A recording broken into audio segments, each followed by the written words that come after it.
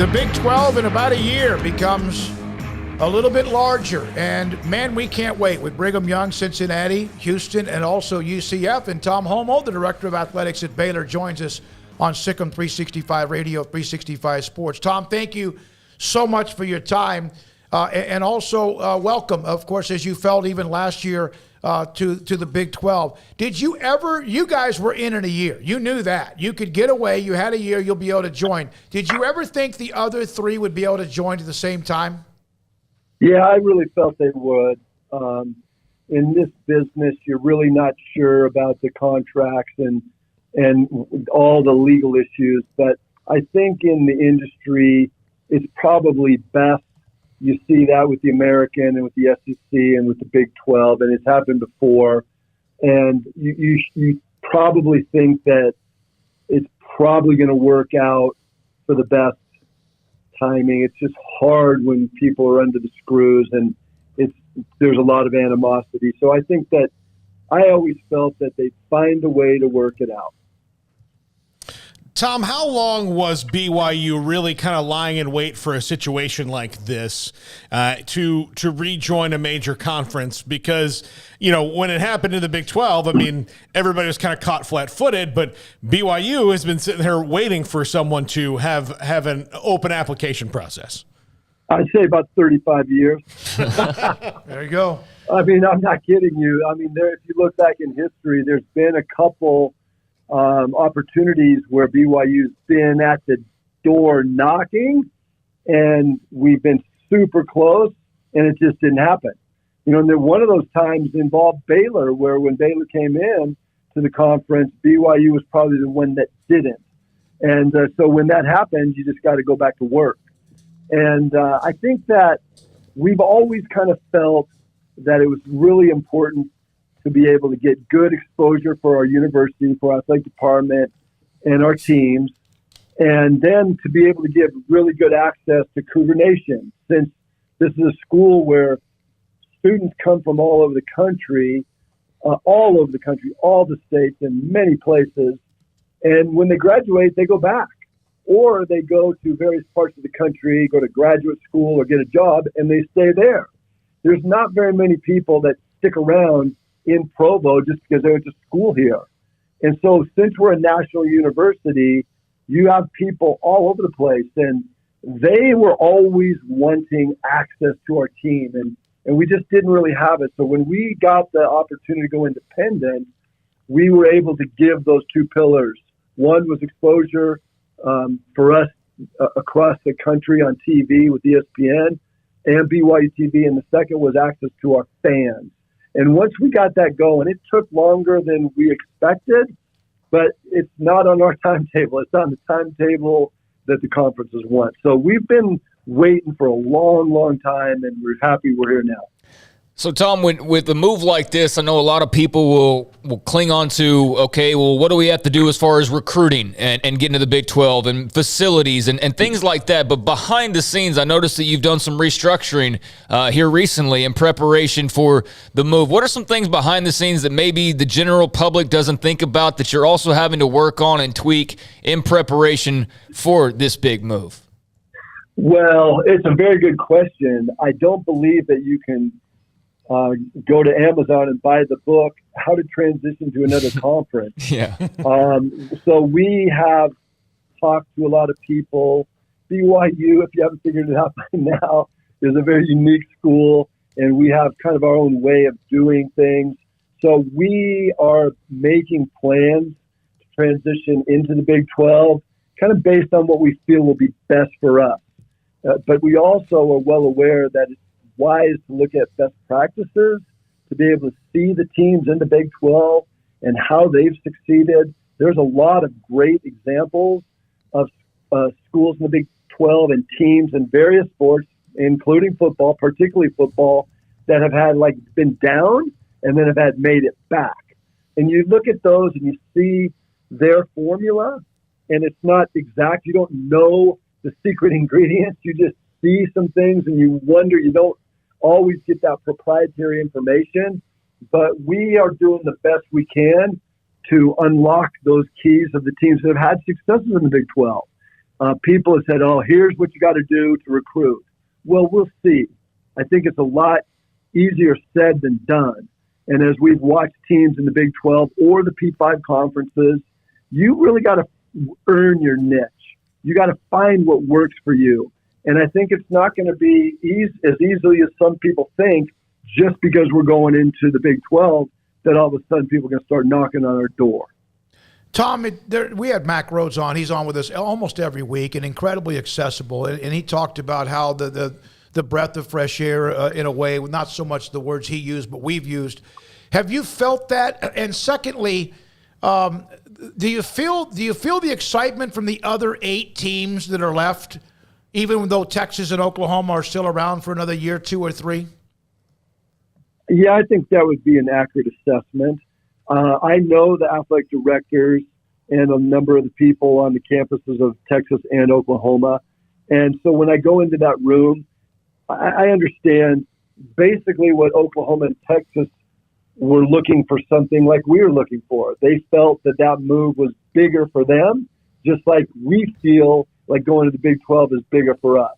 So it's hard for me to really be too critical about that move, in that we are doing the same thing. Now, for various reasons, and there's a lot of things around it. But I think one of the things you said is true. When I went into the room, it seems like the athletic directors and the coaches, and when we were in Dallas, and Phoenix, we had football coaches and men's and women's basketball coaches.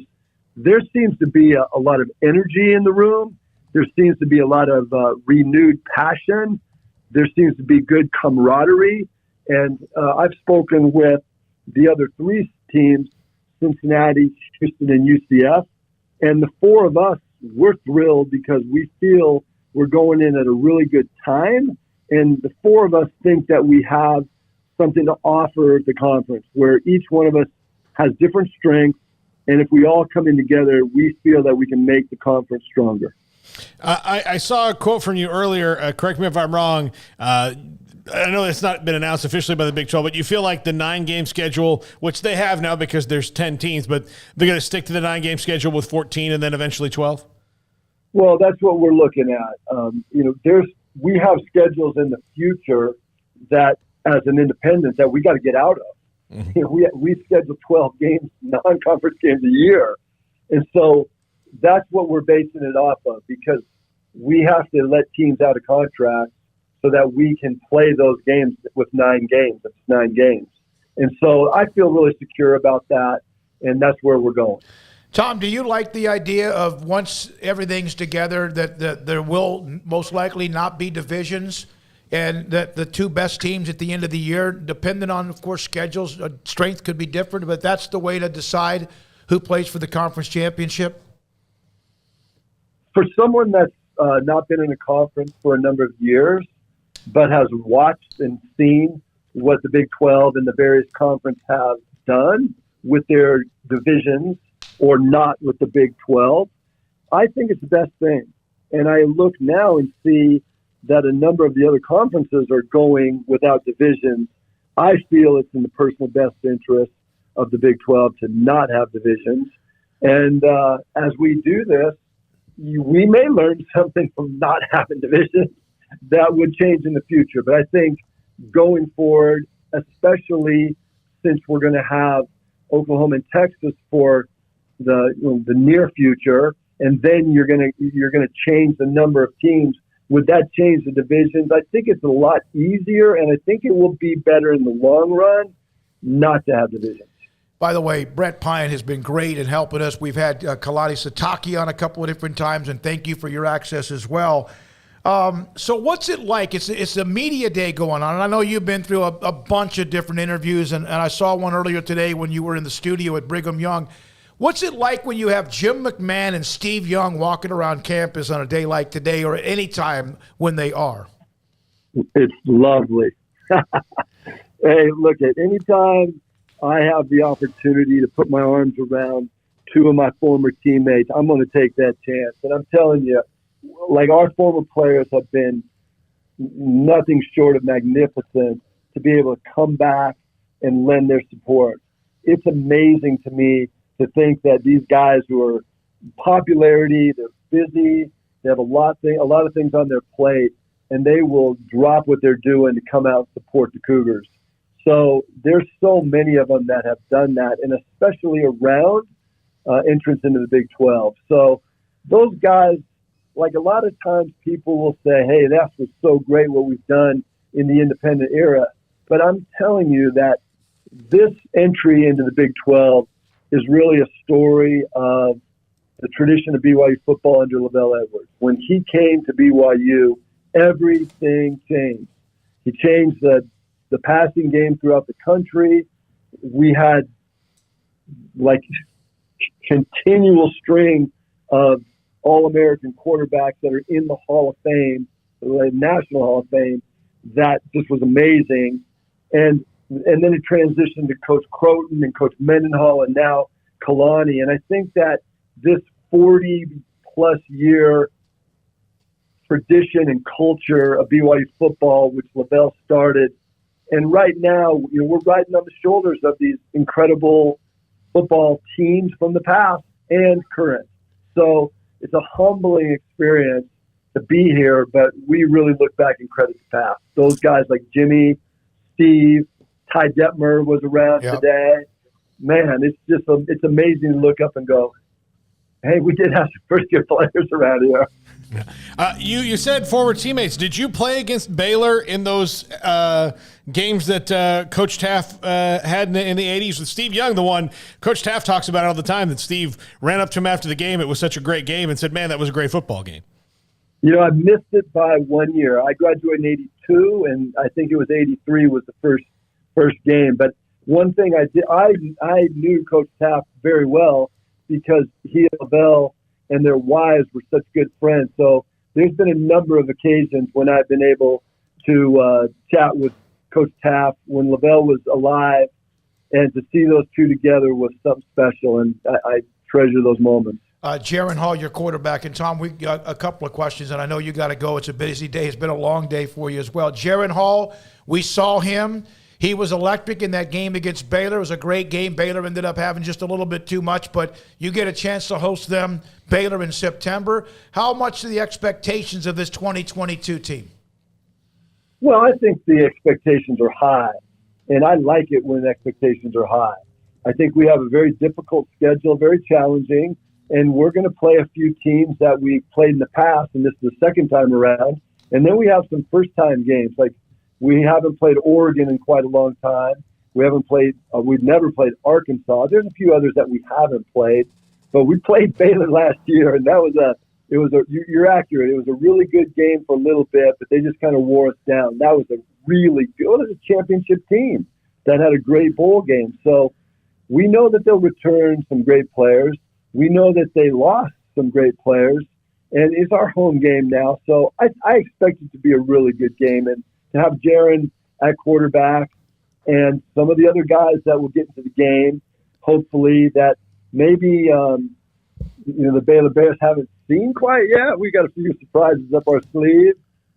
It should be a good game. Hey, Tom, we can't wait for it to be official. It basically started last year when you played. Tom Holmoe, by the way, grew up about 20 miles from the Rose Bowl. Is that correct? Yes, indeed. How about that? Right there in front of the greatness of the Rose Bowl. 4-time Super Bowl champion and now part of a victory with Brigham Young in the Big 12 here very, very soon. Tom, thank you so much for your time. Hey, thanks a million. Sick 'em. Let's go. There you go. There you go. Go Cougars. That's Tom Holmoe, Director of Athletics at Brigham Young. 4-time Super Bowl champion, and also just grew up under the shadow of the Rose Bowl back when he was a kid in L.A., and Pasadena, I guess, and now the AD at Brigham Young. It's news coming down with men's